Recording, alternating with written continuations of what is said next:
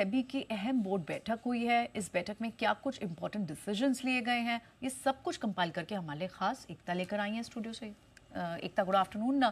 कई सारे डिसीजंस निकल कर आए हैं, क्या क्या कॉन्क्रीट निकला? जी, गुड आफ्टरनून प्रियंका। सेबी की इस बोर्ड मीटिंग में बहुत ज़्यादा मुद्दों पर बातचीत हुई। कुछ 17 एजेंडाज थे जो निकल कर आए, जिनमें कुछ में नियमों में ढील दी गई।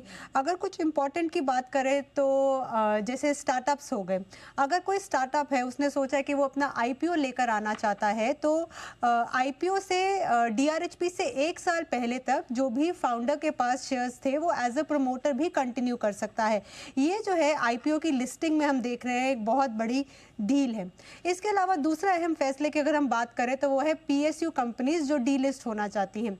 अब ऐसी कंपनीज जिनमें सरकार की 90% के आसपास हिस्सेदारी है, लेकिन कहीं ना कहीं उनके पास लॉन्ग टर्म स्ट्रैटेजी नहीं है या फिर ज़्यादा फंड्स नहीं है, ऐसी कंपनीज अगर डीलिस्ट होती हैं तो इनमें सबसे पहले तो 2/3 शेयर होल्डर्स की परमिशन लगेगी। इसके अलावा जो डीलिस्ट है वो फिक्स प्राइस पर होगा। जो ऑफर प्राइस है वो फ्लोर प्राइस से 15% ज़्यादा होगा। ऐसे कुछ नियम बनाए गए हैं जिनमें क्लैरिटी आई है, लेकिन सेबी ने यह साफ कहा है कि इन पीएसयू कंपनीज में वो कंपनीज नहीं आती जो कि सरकारी बैंक्स हैं, सरकारी एनबीएफसीज हैं या फिर सरकारी इंश्योरेंस कंपनीज हैं। तीसरे मुद्दे की बात करें तो वो है एफपीआईज का। अगर एफपीआईज जो हैं वो गवर्नमेंट सिक्योरिटीज़ में अगर इन्वेस्ट करते हैं तो उनके लिए नियमों में यहाँ कुछ ढील दी गई है।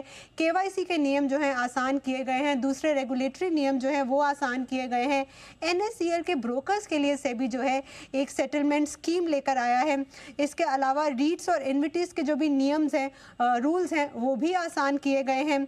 अगर हम कस्टोडियंस की बात करें तो यहाँ पर उन्हें दूसरी फाइनेंशियल सर्विसेज जैसे पीएमएस हो गया, बीमा हो गया, इनके लिए अब एक लीगल एंटिटी नहीं बनानी पड़ेगी। तो बहुत से अहम मुद्दों पर सेबी ने जो है रूल्स में थोड़ी सी ढील दी है। इसके अलावा हमने दर्शकों को बताया था कि कैसे एफएनओ के जो नियम हैं, अगर सेबी को लगा कि डेटा जो है कंट्रोल में नहीं आ रहा, रिटेल इन्वेस्टर्स की सट्टेबाजी कम नहीं हो रही या वॉल्यूम उनका कम नहीं हो रहा, तो यहाँ सेबी चीफ ने साफ किया प्रेस कॉन्फ्रेंस में कि थर्ड सेट ऑफ रूल्स भी आ सकते हैं जिससे कि एफएनओ के नियम जो है कड़े हो सकते हैं। और हमने ये खबर जी बिजनेस ने सबसे पहले दर्शकों को बताई थी।